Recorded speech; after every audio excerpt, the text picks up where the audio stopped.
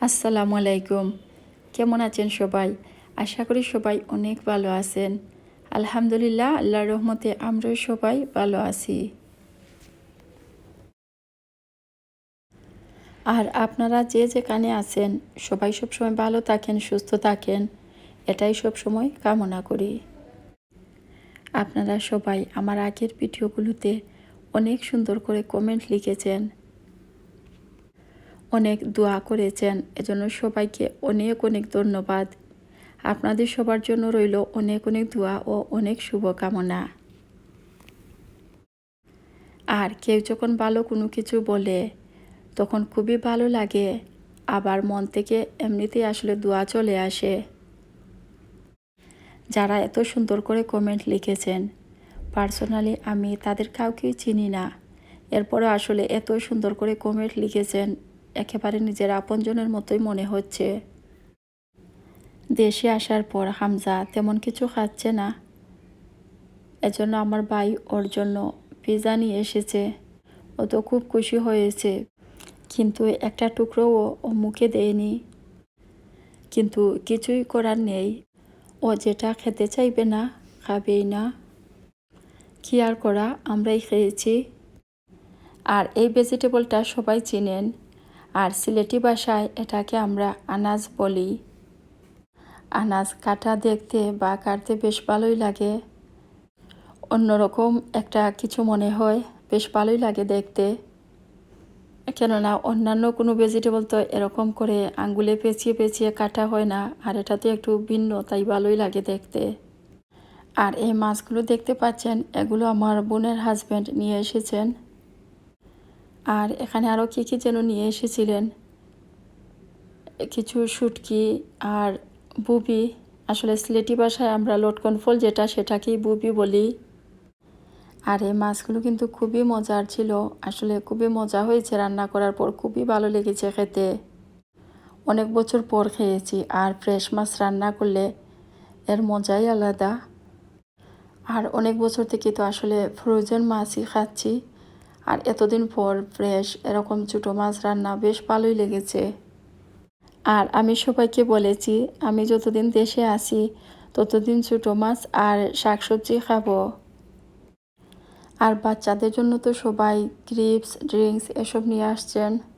কিছু Cripps, sweet ওরা বেশ ভালো পেয়েছে। লুচি দেখে হামজা তাড়াতাড়ি এসে একটা গরম লুচি ওর টি শার্ট দিয়ে ধরেছে, দেখতে পাচ্ছেন।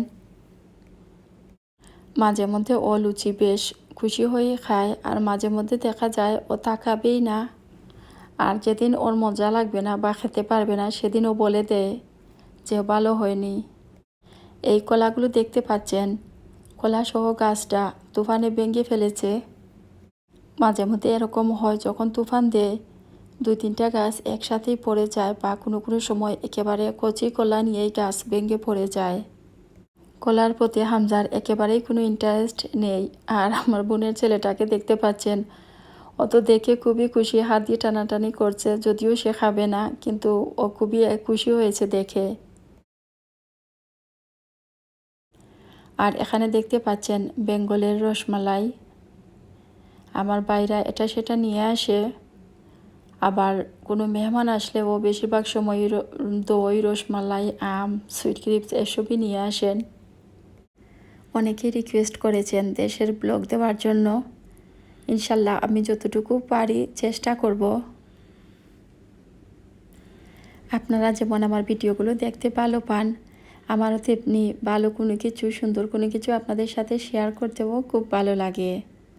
রান্না বান্না তো আমাকে করতে হচ্ছে না, আমি তো বসে বসে রেডিমেড খাবার খাচ্ছি, বেশ ভালোই দিনগুলো যাচ্ছে। আর কোথায় যাই বা কী খাই, কী করি, এর কিছু আমি যতটুকু পারি আপনাদের সাথে শেয়ার করার চেষ্টা করব। একদিন সকালবেলা আমার ভাই পানশি থেকে কিছু নাস্তা নিয়ে এসেছে আমাদের জন্য। ঘরের খাবার, বাইরের খাবার, এক এক জায়গার খাবারের টেস্ট এক এক রকম। ঘরের খাবার প্রতিদিনই আমরা খাই, মাঝে মধ্যে রেস্টুরেন্টের খাবার ভালোই লাগে। আর অন্য কেউ রান্না করলে বা রেস্টুরেন্টের শেফদের রান্না খেতেও আসলে বেশ ভালোই লাগে। আর প্রতিদিন একই রকমের খাবার খেতেও ভালো লাগে না, মাঝে মধ্যে একটু ভিন্ন রকম খাবার হলে বেশ ভালোই লাগে।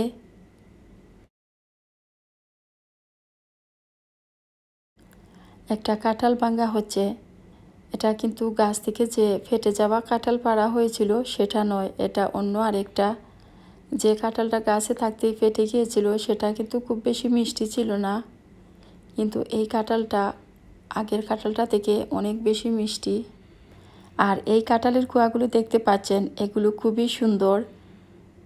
আর এরকম শক্ত কাঁঠাল খেতে আমার খুবই ভালো লাগে। মাঝে মধ্যে রুটি, কাঁঠাল এসব দিয়ে পরোটা খেতে বেশ ভালোই লাগে। আত্মীয় স্বজন আসা যাওয়া, গল্প গুজব করা, এসব নিয়েই খুব ভালোভাবেই দিনগুলো কাটছে।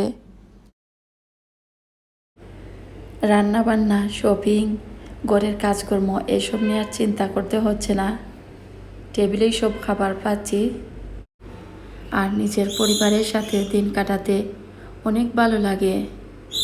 এই তো অল্প কিছু দিন, তারপর এই দিনগুলোই আবার স্মৃতি হয়ে যাবে। এই পিঠাগুলো দেখতে পাচ্ছেন, এগুলো আমার বোন আমাদের জন্য তৈরি করেছে। এগুলো দেখতে যেমন সুন্দর হয়েছে, খেতেও তেমনি অনেক অনেক মজার হয়েছে। বিকেলে চায়ের সাথে খেতে খুবই ভালো লেগেছে। খুব মুচমুচে আর সফটও হয়েছে, খেতে অনেক ভালো লেগেছে। অনেক মেহমান এসেছিলেন, সবাই খেয়েছেন, সবারই ভালো লেগেছে এই পিঠাগুলো। খাবার দাবারের পাশাপাশি অনেক অনেক গল্প, সবার সাথে গল্প গুজব এসব নিয়েই বেশ আনন্দের দিনগুলো কাটাচ্ছি। আমাদের বাড়িতে বেশ অনেকগুলো নারকেল গাছ আছে, আর এর জন্য প্রায় প্রতিদিনই ডাব খেতে পারছি। আর এই নারকেল দেখতে পাচ্ছেন, আর এরকম দেখলে আমরা বুঝি যে এগুলোর ভিতরে ফুল হয়ে যায়। আর নারকেলের ভিতরের এই জিনিসটা কত বছর আগে খেয়েছি মনে করতে পারছি না, আসলে অনেক বছর হয়েছে খাওয়া হয়নি। হামজা তেমন কিছুই খায় না, তাই ভাবলাম একটু চিপস হয়তো খাবে, তাই ওকে একটা রেস্টুরেন্টে নিয়ে এসেছি। ওকে এখান থেকে কিছু চিপস খেয়েছে, ভালোই পেয়েছে। ঘরেও কিন্তু ওরা চিপস তৈরি করে দিচ্ছে, মাঝে মাঝে ও খায়, মাঝে মাঝে খায় না। আর ফ্রোজেন একটা প্যাকেট নিয়ে এসেছিলাম, সেটা কেমন যেন ভাঙ্গা গুঁড়ো গুঁড়ো হয়ে গিয়েছিল, ওরা ভালো পায়নি। গাছ থেকে নিজের হাতে একটা লেবু পেড়ে নিয়ে আসতে চাচ্ছিলাম। আমি এক হাত দিয়ে প্রথমে চেষ্টা করেছি, পরে চিন্তা করলাম এই গাছগুলোতে অনেক কাঁটা থাকে, পারবো না। তাই মোবাইলটা আমার ভাইয়ের হাতে দিয়ে আমি 2 হাত দিয়ে ধরেই গাছ থেকে লেবুটা পেরেছি। লেবু গাছে কাঁটা থাকে, এক হাত দিয়ে টান দিলে হয়তো গাছের কাঁটা এসে আমার হাতে লাগতে পারে। এজন্য মোবাইলটা রেখে আমি 2 হাত দিয়ে ধরেই লেবুটা ছিঁড়ে নিয়ে এসেছি। আর এই তো দেখতে পাচ্ছেন অন্যান্য গাছগুলোতে আরও কিছু লেবু আছে।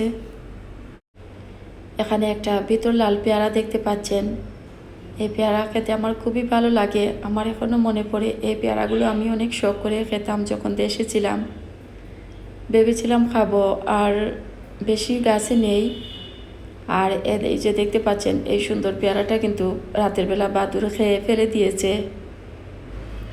আমার এখনও মনে আছে, যখন দেশে ছিলাম তখন সকালবেলা উঠে দেখতাম যে এরকম লাল পেয়ারা গাছের নিচে অনেকগুলো পেয়ারা পড়ে থাকতো, আর আব্বা বলতেন রাতের বেলা বাদুড় খেয়ে ফেলে দিয়েছে।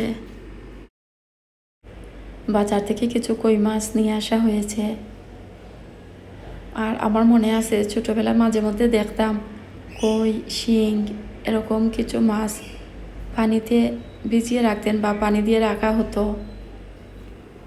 আর বেশিরভাগ সময় দেখতাম বড় বড় সিন্নির যে পাতিলগুলো এমনিতে ইউজ করা হয় না, বেশিরভাগ সময় দেখতাম সিন্নি বা এরকম অনুষ্ঠানে রান্না করা হতো, সেই বড় বড় পাতিলগুলোতে মাছ ভিজিয়ে রাখা হতো। কিছু কই মাছ বাকিটা রাখার জন্য বলেছি হামজা যাতে একটু এনজয় করে। ও তো দেখে ভীষণ খুশি, কী করবে কি না, খুবই খুশি হয়েছে।